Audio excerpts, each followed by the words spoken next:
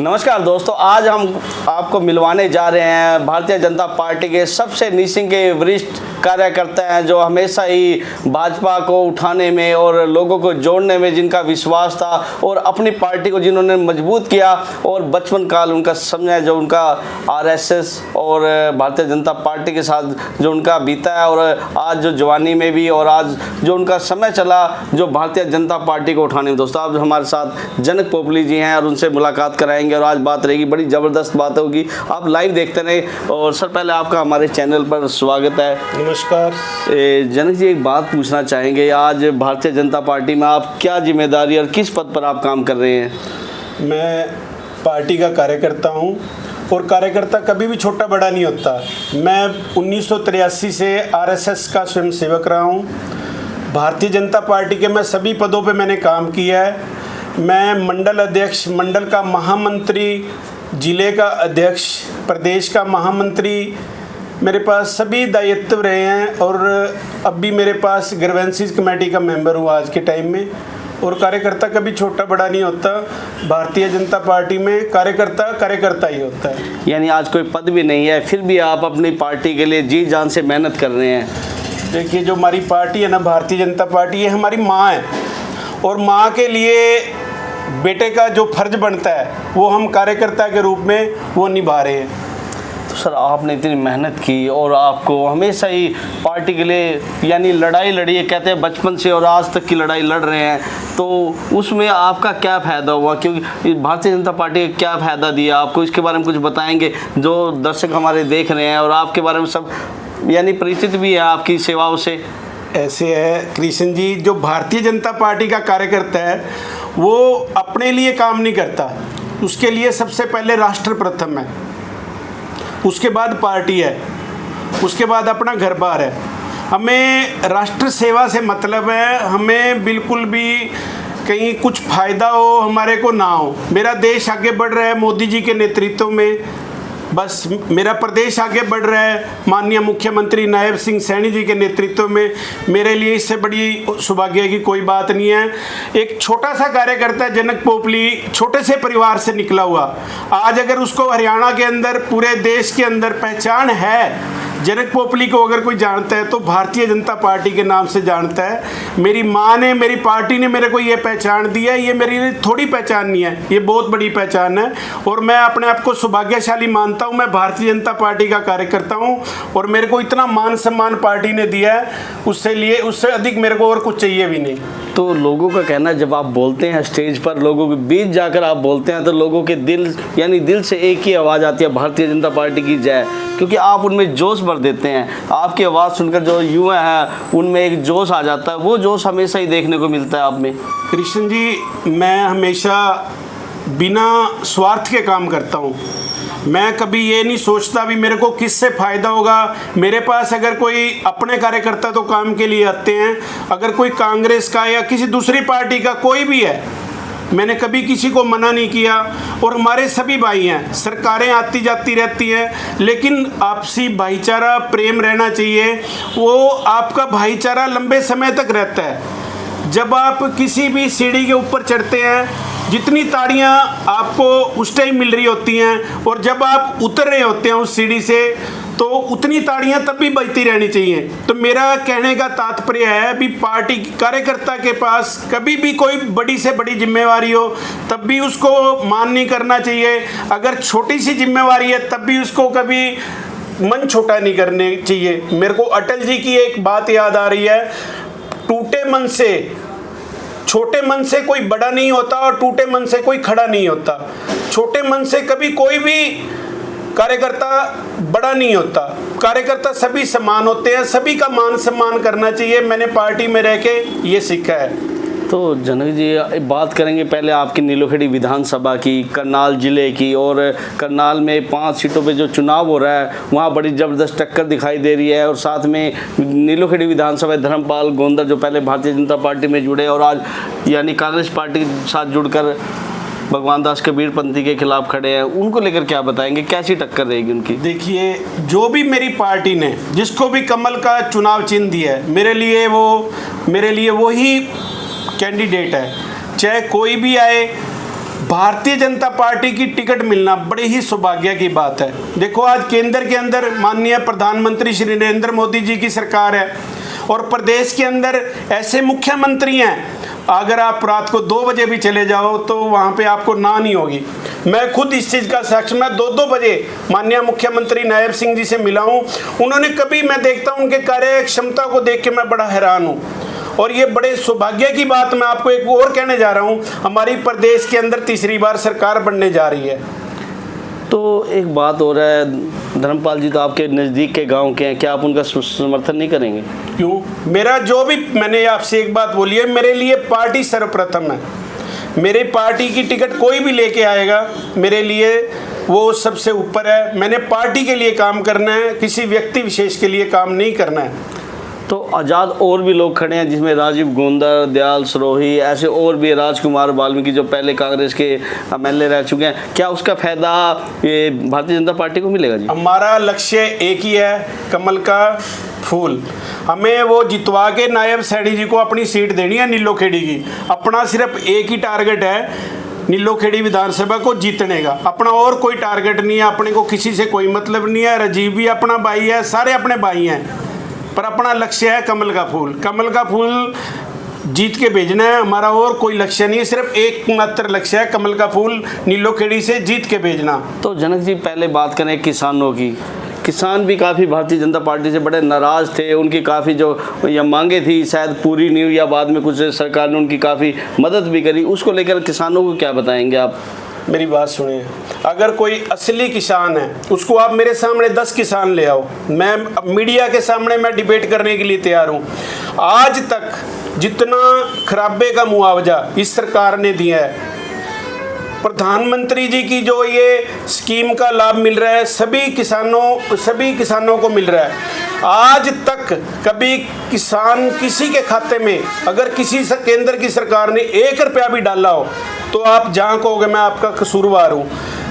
मोदी जी अपने अलग पैसे दे रहे हैं, सैनी जी ने अभी हमारे यहाँ बारिश कम हुई है, उसके लिए स्पेशल चुनाव से पहले उनके खाते में पैसे डाले हैं। तो मैं ये कह रहा हूँ भाई, किसानों के लिए अगर MSP सब 24 फसलों पे MSP दे रही है तो भारतीय जनता पार्टी दे रही है।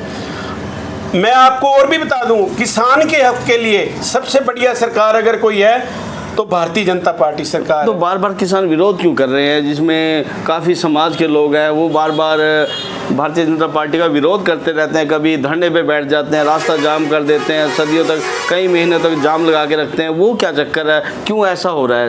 ऐसे है, कुछ लोगों को ना तो हमारे प्रधानमंत्री जी से बड़ी दिक्कत है और हमारे मुख्यमंत्री जी से बड़ी दिक्कत है। आज तक इतिहास के अंदर जब भी मुख्यमंत्री हरियाणा का रहा है, एक जाति विशेष का रहा है, उनको दिक्कत होती है भी और किसी जाति से मुख्यमंत्री नहीं बनना चाहिए। वो किसी भी जाति का मुख्यमंत्री को एक्सेप्ट नहीं करते, चाहे वो ब्राह्मण हो, चाहे वो सैनी हो, चाहे वो पंजाबी हो, चाहे वो महाजन हो, चाहे वो किसी भी जाति से हो, उनको कोई मतलब नहीं है। उनको सिर्फ, चाहे वो गुर्जर हो चाहे वो राजपूत हो, उनको सिर्फ एक जाति से मुख्यमंत्री चाहिए। उनको सारी नौकरियां चाहिए हरियाणा का, उनका सिर्फ एकमात्र एक लक्ष्य है, उसी की उनको दिक्कत है हरियाणा के अंदर। तो इसी को लेकर हम बताते हैं, आम आदमी पार्टी है, कभी क्या दिल्ली में, पंजाब में बिजली फ्री, किराया फ्री महिलाओं का, ऐसी ऐसी स्कीम लेकर आती हैं, तो जो वोटर हैं उनके प्रति आकर्षित होते हैं। फिर भारतीय जनता पार्टी ऐसा कार्य क्यों नहीं करती? देखिए, जो हमारे प्रधानमंत्री जी हैं, पहले तो आपने जो फ्री की बात करी है, हरियाणा के अंदर अभी 4 दिन पहले कुरुक्षेत्र में हमारे यशस्वी प्रधानमंत्री जी आए थे। उन्होंने बोला भी मैं हर कार्यकर्ता, हर गरीब की छत के ऊपर सोलर सिस्टम लगवाना चाहता हूँ और सब्सिडी देने जा रही है सरकार।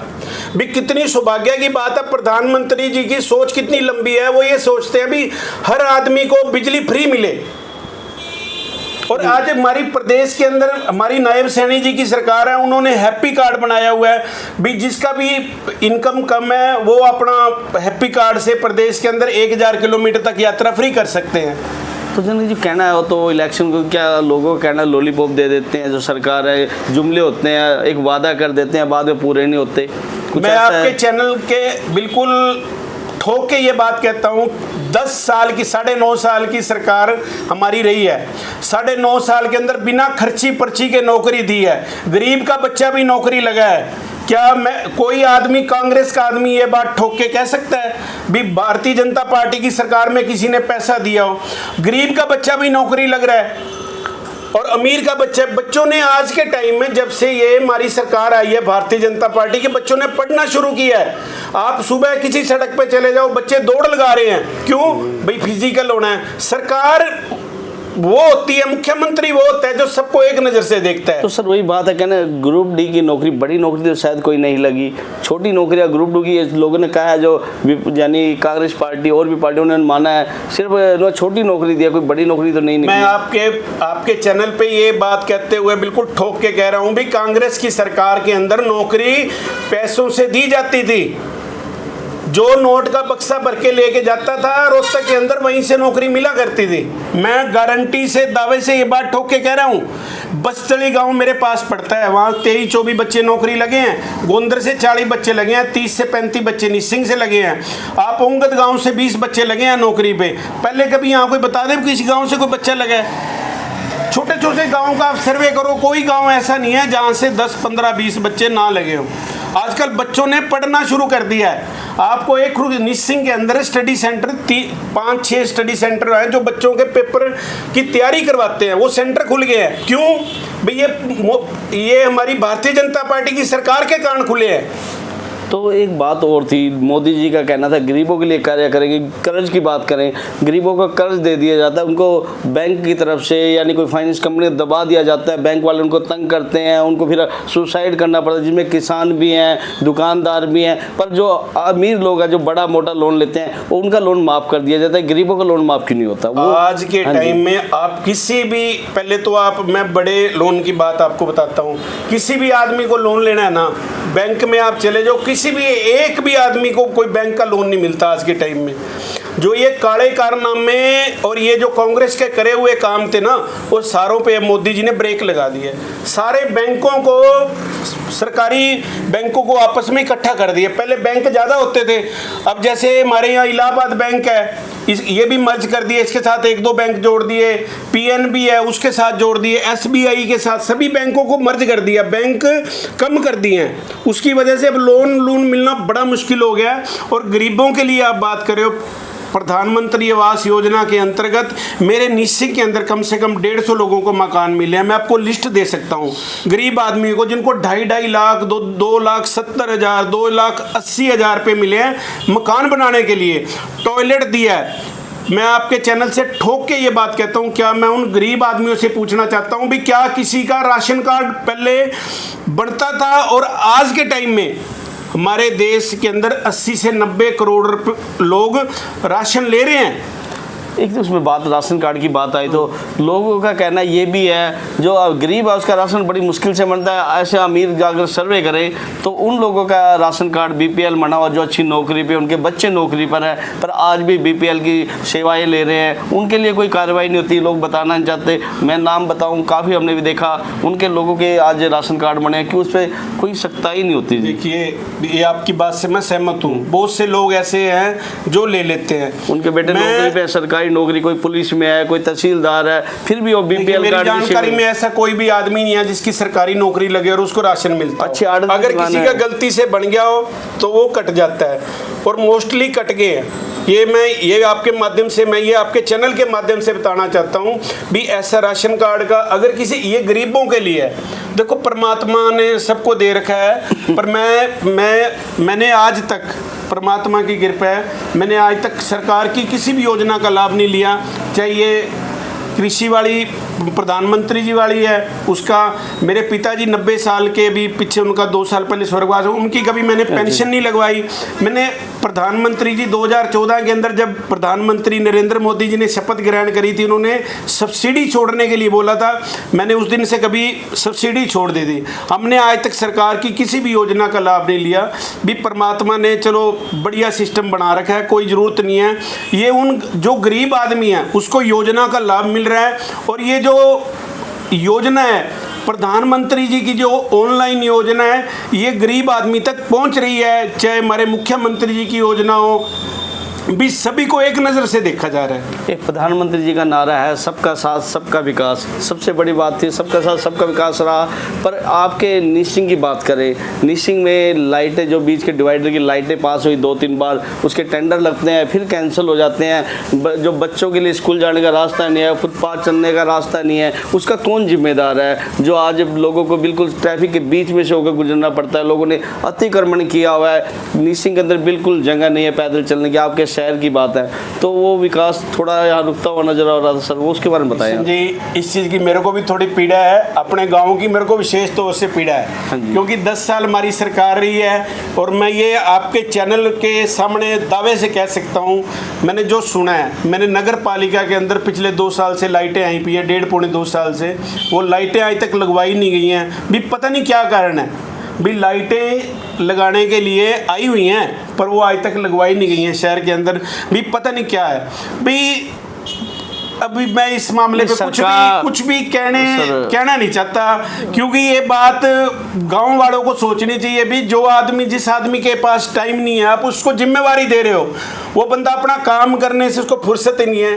ये सेवा भाव जिसके अंदर हो उसको मौका मिलना चाहिए, जिसके पास समय हो। सर आपने देखा होगा एक डिवाइडर में ना प्लास्टिक की जो पाइपें दबा दी गई थी, जो तारे निकलने की, जो वायर निकलने की, पाइप तक यहाँ टेंडर हो चुके, दब चुकी थी, बाद में वो सब यानी नष्ट हो गई, खराब हो गई, आज कहीं दिखाई नहीं दे रही। मेरे को ये भी जानकारी है भी ये बीच में डिवाइडर का जो ये डिवाइडर है इसके अंदर बिजली की तार डाली गई थी, लाइट लगाने की है, लेकिन लाइट नहीं लगाई गई। मेरे को उस चीज की पीड़ा है, और भी बहुत काम है। पर उस टाइम तो विधायक आपके चैनल के सामने एक और बताना चाहता हूं, जो मंदिर के पास डंपिंग पॉइंट है, हमारे पूर्व के मुख्यमंत्री मनोहर लाल जी का मेरे पास रात को फोन आता है, मैंने इसकी एप्लीकेशन लगाई थी डंपिंग पॉइंट को उठाने की, माता सुंदरी कॉलेज बिल्कुल साथ में है। मैंने उनका, मेरे पास फोन आता है, मेरे से पूछते हैं, ये पिछली सर्दियों की बात है, रात को उनका फोन आता है, बेटे वो डंपिंग पॉइंट की आपने एप्लीकेशन दी हुई थी। मैंने उनको बोला जी वो तो बड़े दिन हो गए देर की थी, कहते वो शिफ्ट हुआ है, मैं कहा नहीं हुआ।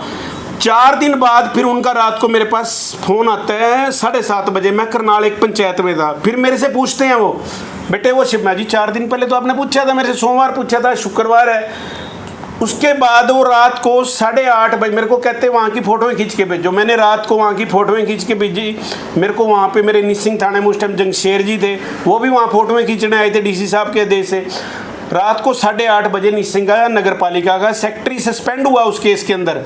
फिर मेरे को 2 दिन बाद मुख्यमंत्री जी ने पूछा भी यहाँ पे क्या हो सकता है, मैंने कहा जी हमारे नीसिंग में पार्क नहीं है। उसके लिए मुख्यमंत्री जी ने राशि भेजी, तो ये हमारा दुर्भाग्य है, वहाँ पे काम नहीं शुरू हुआ।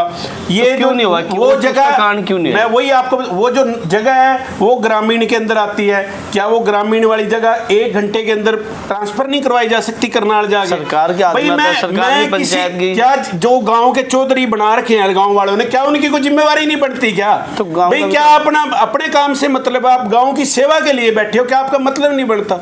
भी उनकी जिम्मेवारी बनती है। गांव वाले ने आपको इतनी बड़ी चेयरमैनी दे रखी है, आप जाके क्यों नहीं शिफ्ट कराते उसको? मैं आपके चैनल पर डंके की चोट से ये कह रहा हूँ भी मैं सबको पता है इस चीज़ का भी। सेक्रेटरी के मुख्यमंत्री जी का रात को फ़ोन आया और जो सस्पेंड हुआ, मेरे पास आज भी मोबाइल में फ़ोटोएं पड़ी हैं, जिस फोटोओं के दम पे वो सेक्रेटरी सस्पेंड कराया, उसके बाद पैसे आए, वहाँ पर सामान उतर गया, काम नहीं शुरू हुआ। वहाँ पर क्यों नहीं हुआ? आप लोगों की कमी है ये। तो सर एक बात मैं को कहना चाहूँगा, लोगों को आज भी जहन में एक थोड़ा सा एक जख्म रह गया कि आज जनक पोपली जी अगर नीसिंग के चेयरमैन होते तो नीसिंग आज का तस्वीर बदली होती। लोगों के मन में ये था आज जनक पोपली जैसे आज समाज से भी अगर नीसिंग के चेयरमैन बना दिए होते, आज किसी चीज़ के चक्कर में ना आकर उन्होंने एक ऐसा चेयरमैन खो दिया। सबका यही कहना अगर जनक पोपली जी आज उनके बीच चेयरमैन बन के सेवा करते तो आज नीसिंग की तस्वीर बदली होती। वैसे जो परमात्मा करता है ना, मैं तो हनुमान जी का शुक्रगुजार हूँ जिन्होंने मेरे को यहाँ रखा हुआ है। मैं अपने उससे सेटिस्फाई हूँ, जो उसकी इनकी इच्छा है मैं उससे बड़ा खुश हूँ। जहाँ पे उन्होंने मेरे को रखा हुआ है मैं उस पर खुश हूँ। जो वो देना है उन्होंने मेरे को देना है। मैं जो भी वो कर रहे हैं, जो गौ माता कर रही है, अपने को पूरा सेटिस्फाई है। जो भी कर रहे हैं बहुत बढ़िया है। तो जनक जी मैं पूछना चाहूँगा कि आप किसी पद पर ना होकर फिर भी आज भी भारतीय जनता पार्टी में काम कर रहे हैं, तो क्या आप अपने लोगों के लिए, अपने शहर के लिए कुछ विकास का कार्य ऐसे ही करते रहेंगे? भी मैं आपके चैनल से जितने भाई, मेरी सिर्फ 1 मिनट बात सुनना, मैं आपसे एक प्रार्थना कर रहा हूँ भी, अगर ये आप दुर्भाग्य से अगर आप नायब जी को मुख्यमंत्री दोबारा नहीं बनाते, अगर कांग्रेस में हुड्डा की सरकार आ गई, एक भी नौकरी नहीं मिलेगी आपके चैनल पे, ठोक के कह रहा हूं, बिना पैसे के। और आपकी ये 24 घंटे जो लाइट चल रही है ना, लाइट के लिए आपको पहले पता 10 साल पहले क्या हाल था, ये सारा काम होगा और सारे राशन कार्ड कटेंगे। मैं ये भी कह रहा हूं आपसे,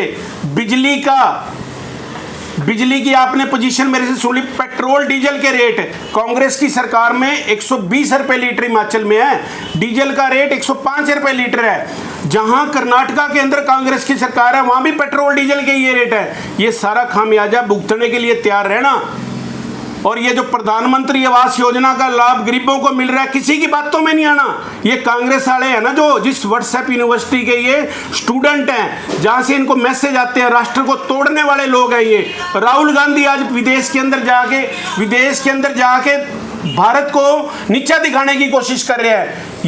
ये एक हमारा प्रधानमंत्री है, यूक्रेन में जाता है तो लड़ाई रोक दी जाती है, हमारे वहां के छात्रों के लिए स्पेशल लड़ाई रोक दी जाती है। भाई भारत के छात्र हैं, इनका कुछ बिगड़ ना जाए। ये आज आपने नरेंद्र मोदी जी के रूप में इतना सशक्त प्रधानमंत्री दिया हुआ है। ये जो डबल इंजन की सरकार है, इसका विकास कार्य रुकने नहीं देना आपने। नहीं भाई, मेरे जितने युवा साथी भी मेरी बात को सुन रहे हैं, मेरे भाई सुन रहे हैं, मेरी बहनें सुन रही हैं, मेरे बुजुर्ग सुन रहे हैं, जिनको 3000 रुपये पेंशन मिल रही है, बस ये सारे लूट खसूट के खा जाएंगे। बच के रहना, सब ऑनलाइन सिस्टम बंद कर देंगे। और जितने भी मेरे भाई डीसी रेट पे लगे हुए हैं, कौशल रोजगार में लगे हुए हैं, मेरी वो भी बात सुन ले। अगर कांग्रेस की सरकार आ गई, सारे को हटा के रोहतक काड़ा को भर्ती करेंगे। मेरी बात का ध्यान रखना। मैं आपके चैनल के माध्यम से आप सभी को ये दोबारा से प्रार्थना करना चाहता हूँ, आपने मेरी बात सुनी, आवाज़ सुनी, और मेरी वीडियो को अधिक से अधिक शेयर करना। इसको मैं आपको बिल्कुल हाथ जोड़ के प्रार्थना करता हूं, जहां से भी आपको भारतीय जनता पार्टी का कार्यकर्ता मिलता है, जो भी आपका प्रत्याशी है, उसको जिताओ। आपको नाराजगी हो सकती है भारतीय जनता पार्टी से, लेकिन ये पार्टी राष्ट्र को समर्पित है। देश आगे बढ़ेगा तभी हम आगे बढ़ेंगे। बहुत धन्यवाद। जय श्री राम, जय हिंद, जय भारत, जय हरियाणा।